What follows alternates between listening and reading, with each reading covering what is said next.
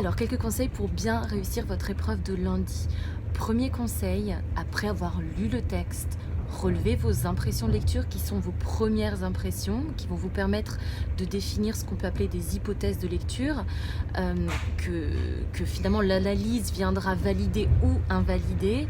Mais commencez par ça et ensuite, avant de tout de suite vous lancer dans la construction d'un plan de commentaires, procéder à une micro-lecture linéaire du texte. Pourquoi? Parce que ça vous permet de rentrer en profondeur dans les enjeux du texte, à ne pas faire de l'analyse superficielle et puis ça vous donne tout de suite de la matière pour vos exemples. Donc première étape, deuxième étape en somme, mais première chose très importante à faire, c'est de ne pas négliger cette micro-lecture linéaire.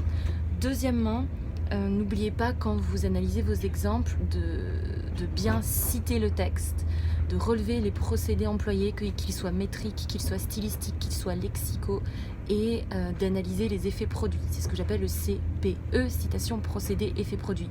Ça vous évitera de faire de la paraphrase, et puis puisqu'en fait on vous évalue sur vos compétences d'analyse, vos compétences analytiques. Donc si vous faites de la paraphrase, vous me répétez ce que le texte dit déjà.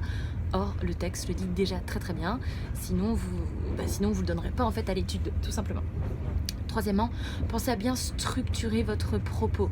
En IB, pas besoin de faire de sous-parties, tout simplement parce que vous n'avez pas le temps. C'est-à-dire que vous avez une heure et quart pour faire un seul commentaire et effectivement 2h30 pour les niveaux supérieurs.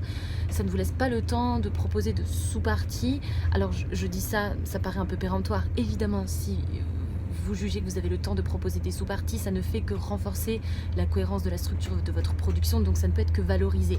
Mais si vous voyez que c'est pénible et que vous butez là-dessus, tant pis, c'est pas grave, d'accord? Il y a des productions qui sont même fondées sur un seul axe en IB, donc voilà, l'essentiel c'est que vous ayez une introduction bien structurée, que vous ayez un développement qui soit structuré autour d'un ou deux axes et une conclusion.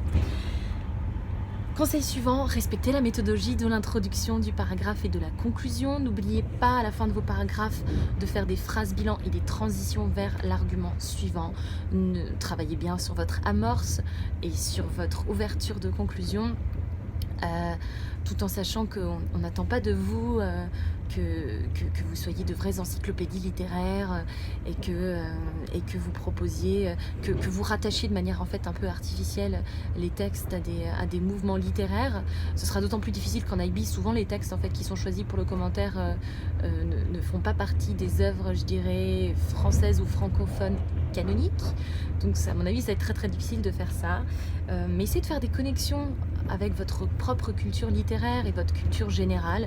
Évitez les propos trop évasifs pour l'amorce de l'introduction. Je pense qu'on vous l'a toujours dit, mais évitez de commencer par de tout temps les hommes se sont interrogés sur l'amour, etc., etc. Donc les propos trop généralisants, ça ne fonctionne pas non plus. Et enfin, dernièrement, attention à la qualité de votre expression. Je ne fais que citer Boileau, je pense que c'est la 3e vidéo dans laquelle je cite Boileau, mais Boileau a dit « Ce qui se conçoit bien s'énonce clairement et les mots pour le dire viennent aisément ». Si c'est très clair dans votre tête, ça doit être très clair sur le papier et sachez que plus vous cumulez les erreurs de langue, de grammaire, d'orthographe et de syntaxe, moins votre propos devient intelligible et compréhensible. Or, l'idée c'est que l'ensemble soit très clair et juste, et puis effectivement on appréciera d'avoir une bonne qualité d'expression. Voilà, bon courage!